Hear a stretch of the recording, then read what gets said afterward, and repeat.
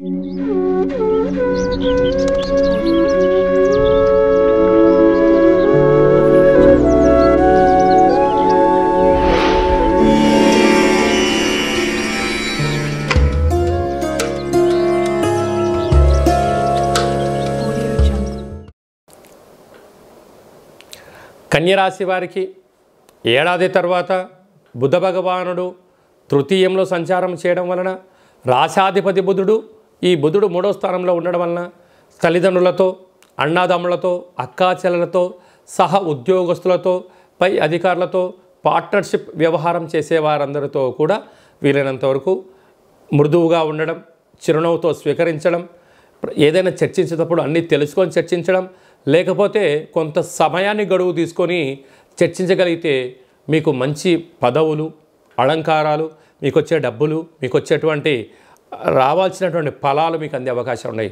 తొందరపాటు నిర్ణయానికి ఇది సరైన సమయం కాదు అని చెప్పి గమనించాలి. మానవ సంబంధాన్ని మానవ సంబంధంగానే చూడండి.